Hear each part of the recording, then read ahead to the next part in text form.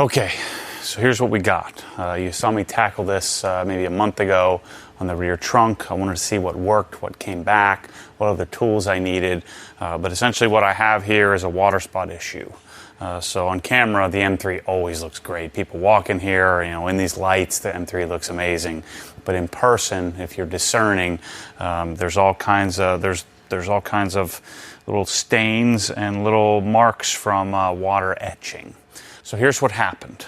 I washed the car. This is back when I was doing the pressure washing series like a year ago. I got overspray on the car, and then I just said, well, let me get that overspray off. I rinsed the whole car. I went inside. I forgot about what I was doing and got in an email hole. Came back outside. It was super bright, hot Florida sun.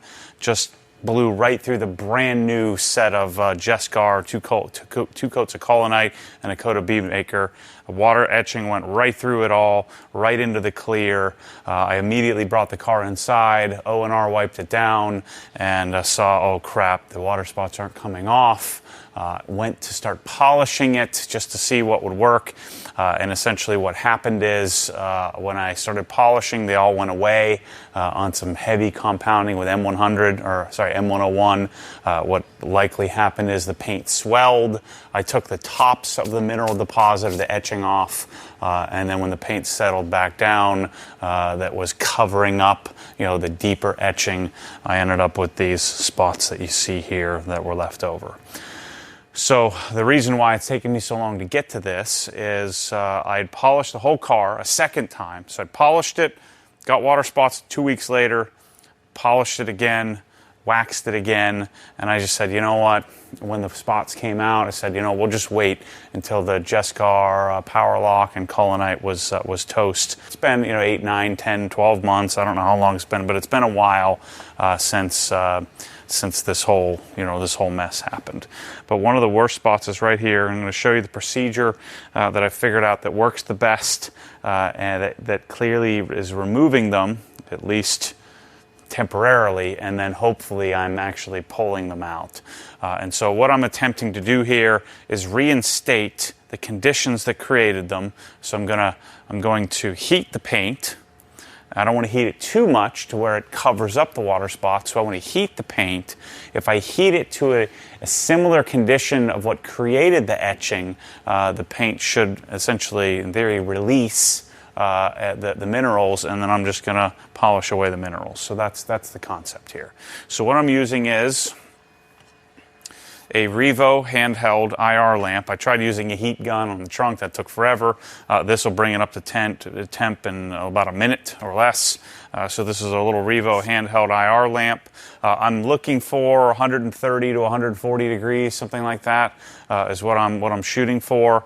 And then I've already got I will have my pad ready to go. But while I'm checking this, so I've got a Fluke VTO4, which is a visual IR thermometer.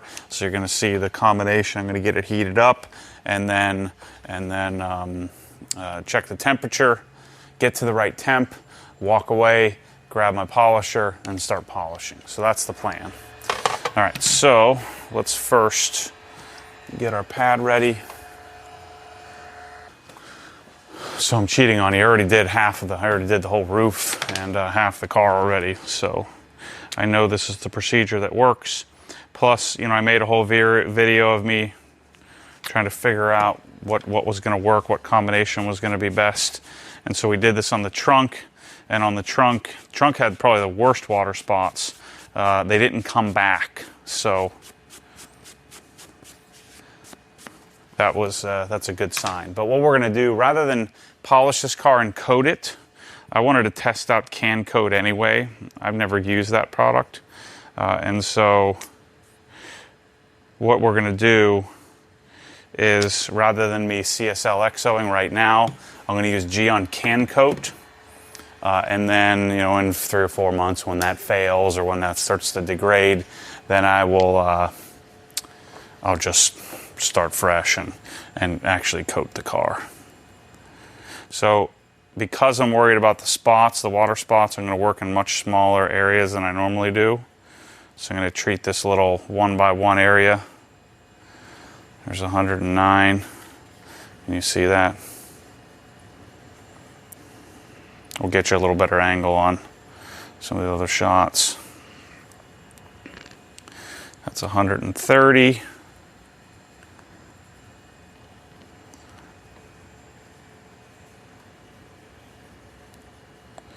I found that it doesn't have to be exact.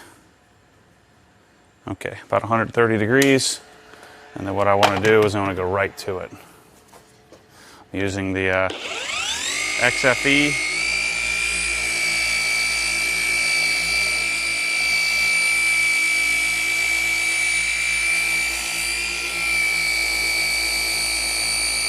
Nice, slow, and methodical.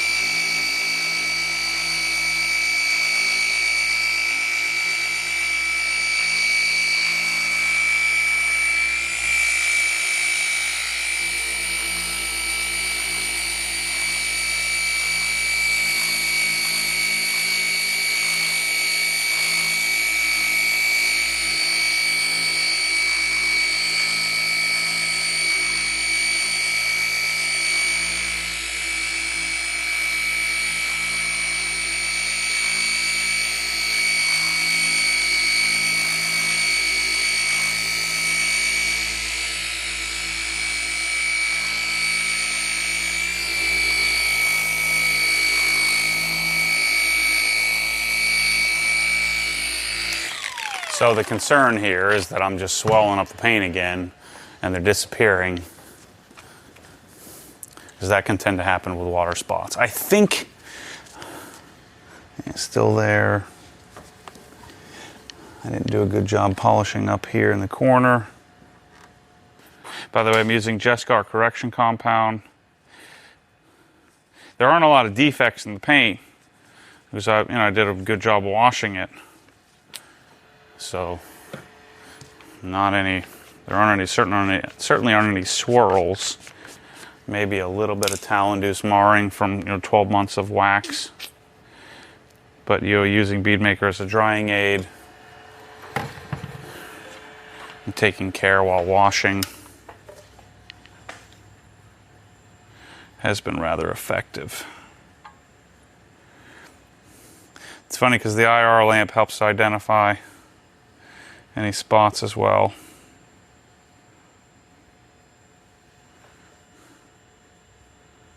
Heat up a little bit more. You can see how quickly it heats up. It's 130.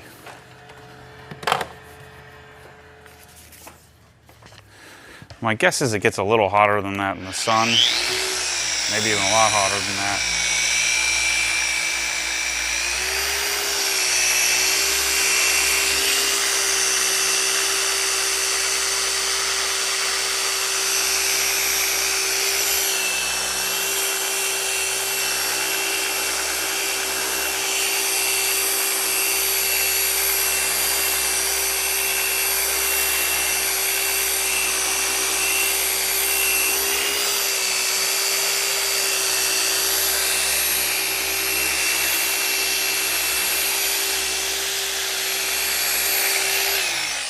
As you can see, I'm forcing myself to use the flex tools here to get acclimated to them, and the longer I use it, the more I'm starting to like it. There it goes. Got them. Now the question is, being as the combination of the IR plus me polishing. Question is that I just swell it away, or did I remove it? I'm pretty sure, based on what we did at the trunk, I'm pretty sure that it's been removed. With an added benefit of this little bit of heating to the panel is very nicely helping defect removal as well. So it's a nice little combination. Okay. So let's get ourselves heated up here in the center. Again, normally I would do a hood in like 6 or 7 sections. Is probably going to be more like 10 or 12 sections to get this taken care of. We certainly don't need an IR lamp like this, but it's making it a lot quicker than trying to use a heat gun, and a lot more predictable than just going out in the sun. So 130. And I don't want to heat it to where it swells. I mean, my guess is the paint probably starts to swell around 200 or so. So I probably could go a little hotter.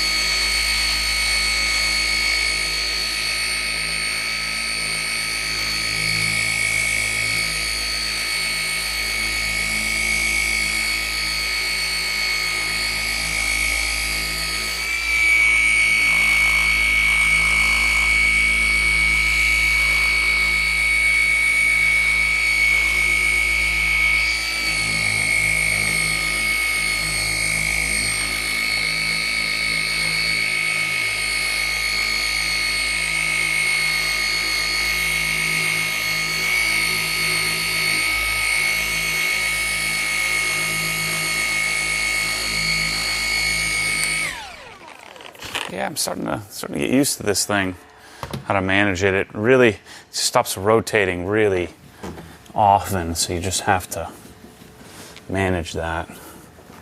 Oh man, it's coming out nicely. I think it'd be really hard for me to show you on camera, but there is like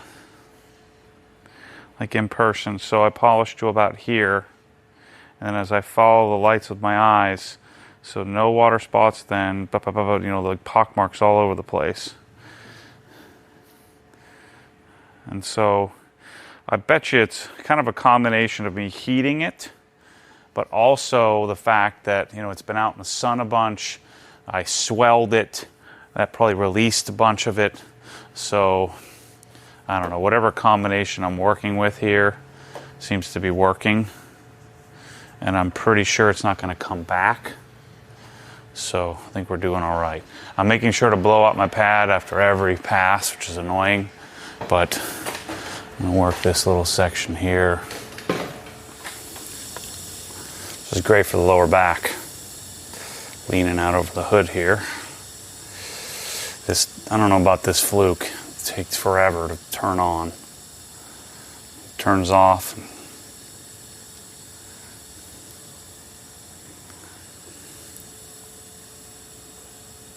Not quite hot enough yet. You gotta be careful when you're checking the temperature of this thing, because if you put it underneath the lamp, it shows like 150. So you have to kind of pull it away and check it. All right, that's what I want.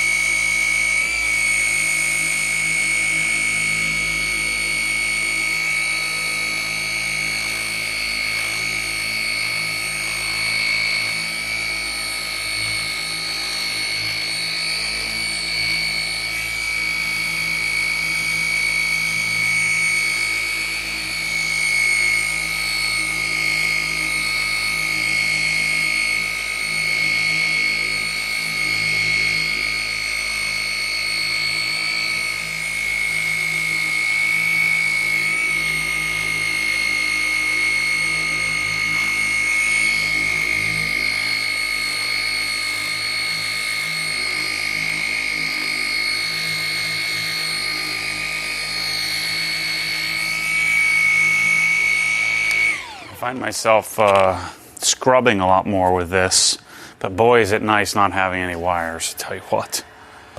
It's been a welcome thing here with this, with a little bit of experience I have with it.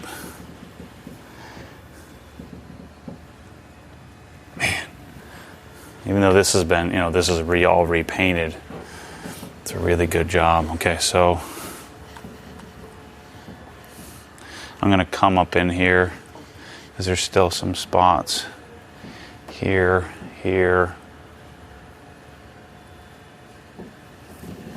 So I'm going to work this section right here. I'm going to do this whole piece on its own. This is going to be real tedious. So what I figure I'll do, just do little sections of this car every day. Eventually get it done. It's kind of deceiving because it looks like the light stops here because I'm looking at the reflection. 125. See, imagine if I was using a heat gun, how long this would take.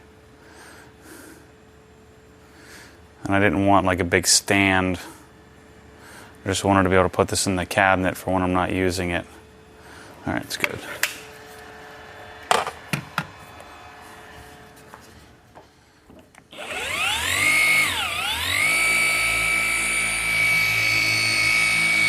Spread it around.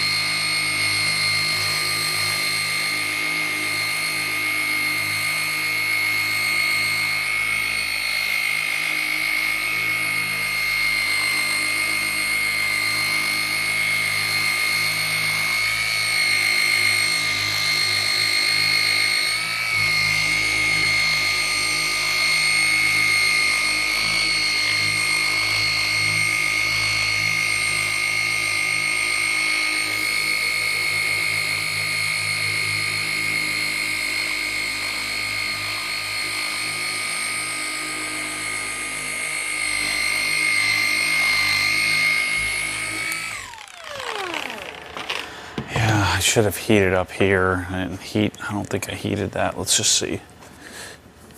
In person, it's really easy to see what's out and what's not in comparison to like when I was dealing with white paint on the RS and we were looking at that. It was a lot more difficult.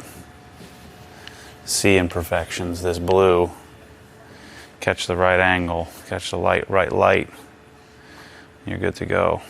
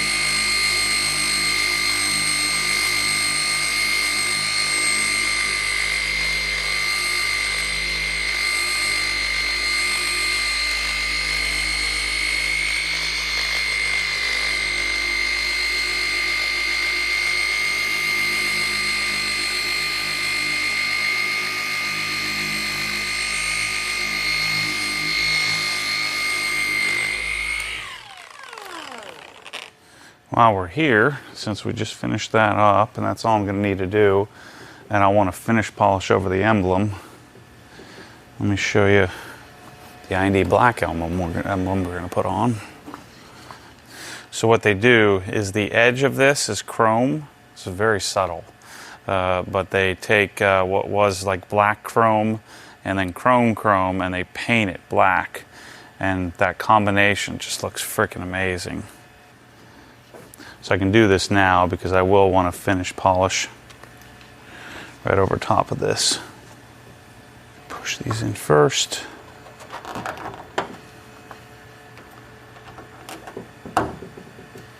And do the emblem.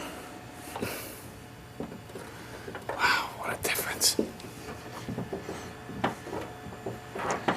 More chrome. I couldn't wait. Look at that combo. So you can get these from inddistribution.com. You'll crap a brick because they're like, I don't know, $100 or something like that. But our new BMW badge, I think, costs 50 or 65, 50, 60 bucks on its own.